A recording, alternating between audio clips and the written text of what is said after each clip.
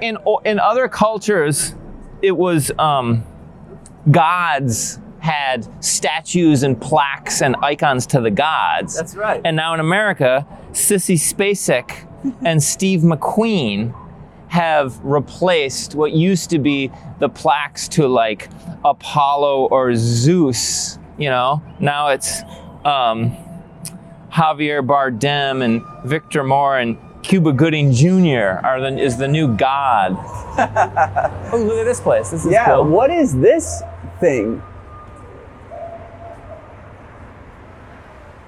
It's a theater of some sort. And you even can feel the mythic element here. This kind of like what a cathedral. I mean, that kind of confuses like once upon, because it's so strange. As you point out, there's like the leaders of thought from gods. Yeah. But then there's like what just happened is as this becomes a cathedral, then there's like historically the leaders of thought from religion, and then there's the leaders of thought through potentially like philosophy and science, and then it's like, well, then we do a departure, right? Yes. Because it's like it's a tree almost. Yes. It kind of like shifts into, because today we've lost the cathedral.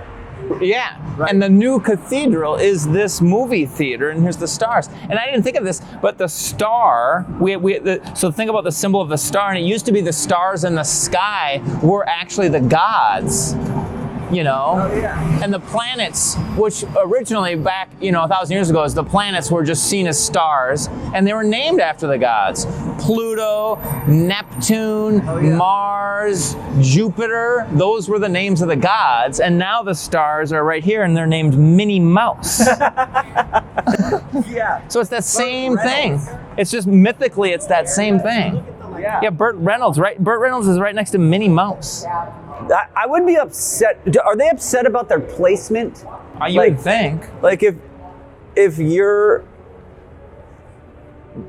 but it does cause a dilemma if you start to look at like, all right, well, where do we get our stories and our messages from? Because it's like, cool, okay, historically we had the gods, those get replaced. Well, then we had religion. Well, that's been replaced. Yep. And I'm not going to get into the replacement of woke religion and stuff because that takes us down. Yeah, but hold on. It was like pagan gods or mythological gods, and then religion, and then after that, it was like, I think it was like the American dream, like government and democracy and politics. It was like George Washington and Thomas Jefferson. Those were kind of the gods. Yeah. And then just the god of like the work hard John Rockefeller kind of gods. Yes. And then that kind of waned in the 20th century, and I'm using Elvis Presley to represent the new generation of gods, and these are them. And it's so interesting that they're called stars. Yeah, and you never thought to think about that word. You just think of a star, but you never thought to think of it that it's the things in the night sky. Yeah, a movie star. Yeah, and how did we come up with this idea to call them stars? I don't know. So we didn't call them clouds, or we didn't call them movie trees,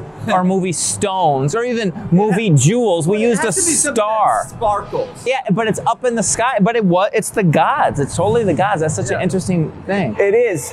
But I mean, you then point to like the state or religion actually like, well, no, more, because once you start talking about, okay, it was the presidents back in the day. Well, now there's this kind of like argument of where do we get our message from?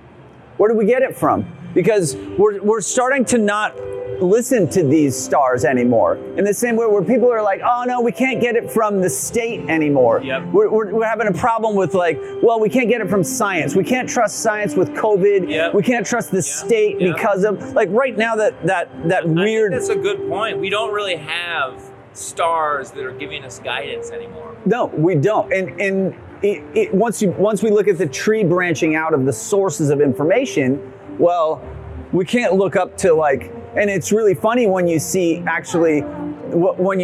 these guys on these stars actually on TV telling us how to live and their moral virtues, right. And it's like fucking embarrassing. Yes. Right? It's like seriously embarrassing when you see what they're trying to say. Yep. And the way that they're trying to give guidance. Yes. I love their guidance. I know. They're blubbering about, oh, this many black people are dying in America every day. Yes. Or whatever it is. Yep. And it's some kind of like unbelievable like a speech from the top, almost like in whatever it was, the was it the Queen of France who said let them eat cake?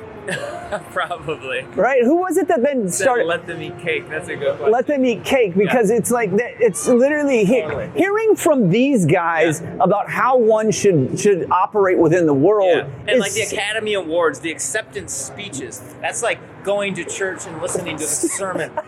What is my leader going to say? I'm looking for wisdom and guidance. And they go up and they'll say something. Let them eat cake. Yeah, it's so bad.